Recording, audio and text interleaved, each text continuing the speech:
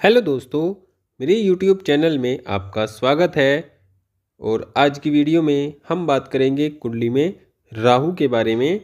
और राहु की दृष्टि किस भाव पर पड़ेगी तो किस प्रकार का प्रभाव व्यक्ति को जीवन में प्राप्त होगा, इस बारे में हम जानेंगे।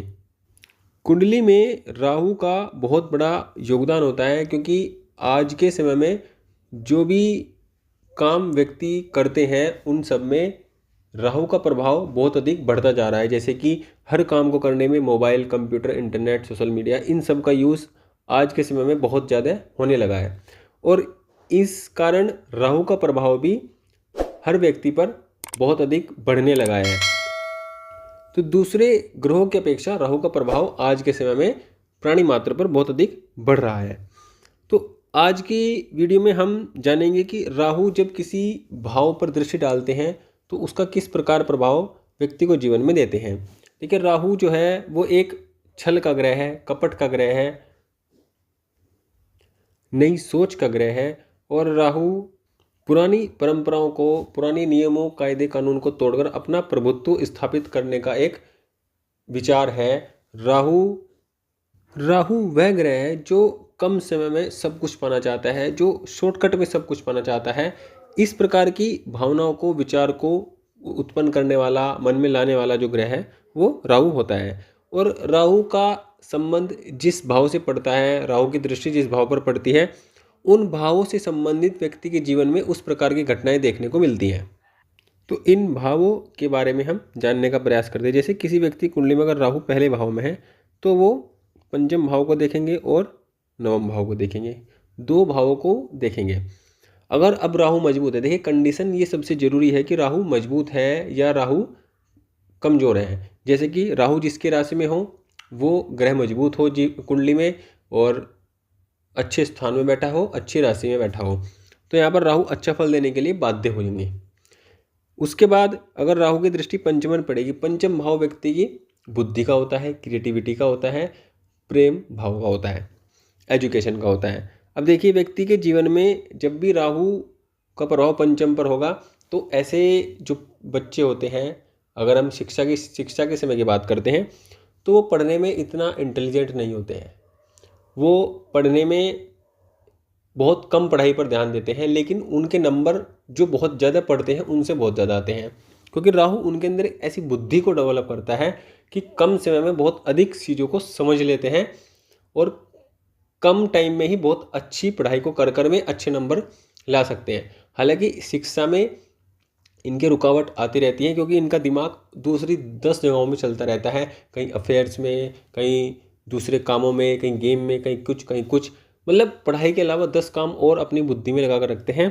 तब भी ये सबसे अच्छा प्रदर्शन करते हैं, लेकिन पढ़ते कम है, समझते कम है, लेकिन इनका जो नंबर है वो बहुत अच्छे आते हैं, ऐसा हकीकत में देखने में आया है। इन लोगों की जो बुद्धि होती है वो बहुत अधिक क्रिएटिविटी टाइप की हो जाती है, मतलब बहुत कम समय में बहुत ज़्यादा चीज़ों को एक्सप्लोर करने का इनका जो बुद्धि होती है वो होती है। तो कहने का मतलब है कि एक नॉर्मल बच्चा, एक नॉर्मल जो स्थिति होती है ग्रह की पंचम भाव में, उससे हटकर पंचम भाव के फल व्यक्ति को जीवन में देखने को मिलते हैं जब राहु का प्रभाव पंचम भाव पर होता है। अगर हम नवम की बात करते हैं तो यहाँ पर भी राहु का प्रभाव अलग होता है। देखिए, ऐसा व्यक्ति धार्मिकता से दूर नहीं होता है।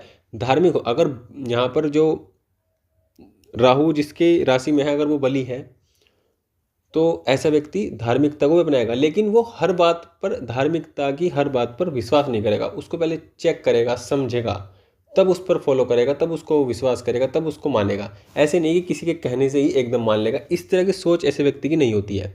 तो वो किसी चीज़ को ब्लाइंडली फॉलो नहीं करते हैं, वो अपने दिमाग के अकॉर्डिंग उस चीज़ को फॉलो करते हैं। तो जिस भी भाव पर राहु की दृष्टि पड़ेगी वहाँ पर एक अलग प्रभाव देखने में आएगा। देखिए, राहु का जो प्रभाव होता है, जैसे कि ये हमारा धर्म त्रिकोण का स्थान होता है, लगन पंचम नवम, तो इस पर कोई विशेष प्रभाव राहु नहीं देता है।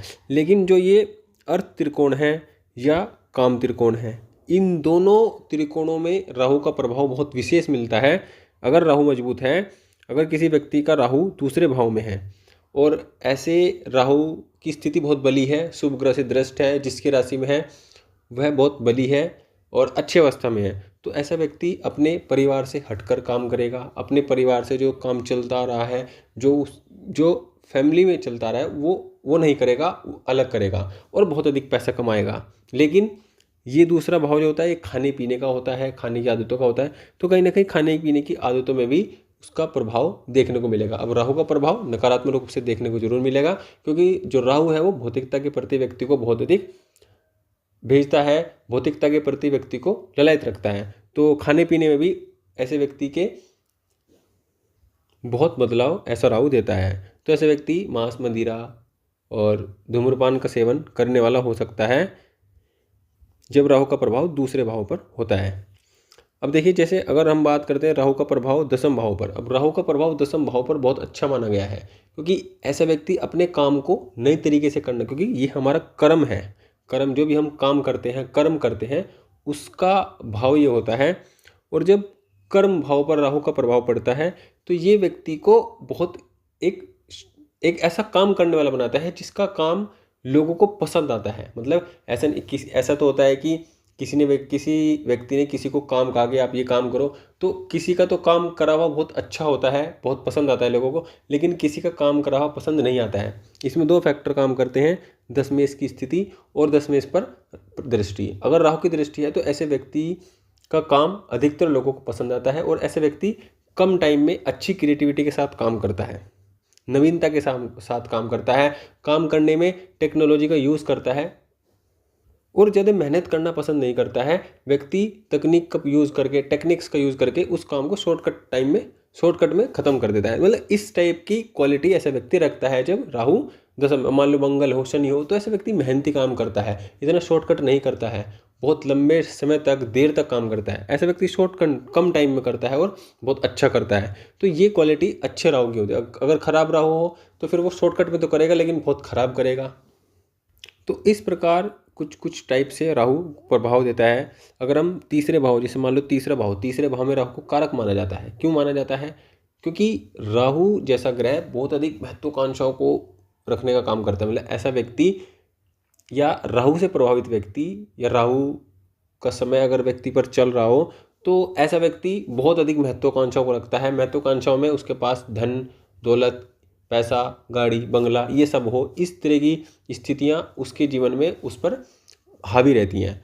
अब मान लो तीसरे घर में राहु है तो ऐसे व्यक्ति मेहनती होगा, बहुत पराक्रम करने वाला होगा। लेकिन जब तीसरे घर पर राहु की दृष्टि होगी तो इसका मतलब राहु यहाँ पर होंगे तो दृष्टि यहाँ पर होगी, या दृष्टि यहाँ से होगी, या दृष्टि यहाँ से होगी। तो अलग अलग टाइप से दृष्टि होगी। तो तीसरे भाव पर जब दृष्टि पड़ेगी तो ये व्यक्ति के जीवन में उस भाव को डालने का काम करेगा। यहाँ पर दृष्टि डालने का जो प्रभाव है राहु का, वो व्यक्ति के एफर्ट्स में चेंज रहेगा। कैसे चेंज लाएगा?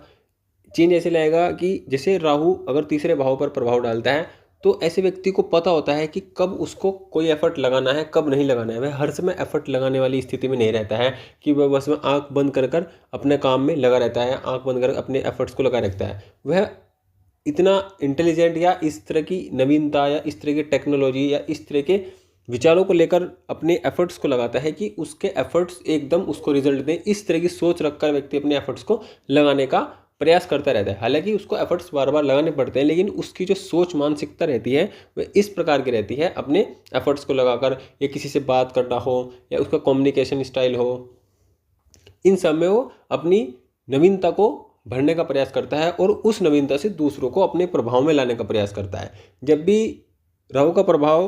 राहु की दृष्टि का प्रभाव सप्तम पर हो, तीसरे पर हो, 11वें पर हो, तो ये व्यक्ति को अपने प्रभाव में लाने का प्रयास करते हैं। ये चाहता है कि व्यक्ति उनके हिसाब से चले।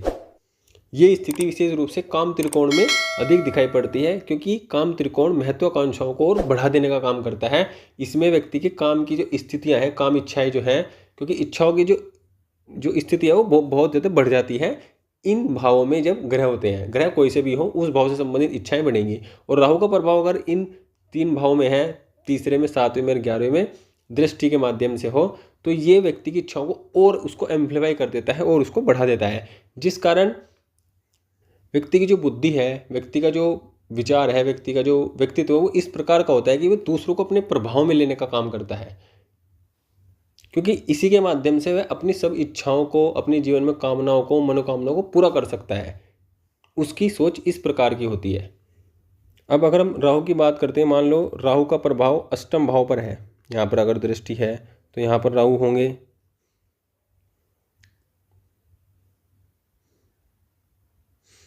तो राहु यहाँ पर होंगे और राहु यहाँ पर होंगे और राहु यहाँ पर होंगे। अब अगर दूसरे भाव से राहु अष्टम भाव को देखते हैं तो ऐसा व्यक्ति बहुत अधिक बोलने वाला होता है और इतना तेज होता है बोलने में, उसको ये पता होता है कि किस टाइम क्या बोलना है, किस टाइम क्या नहीं बोलना है।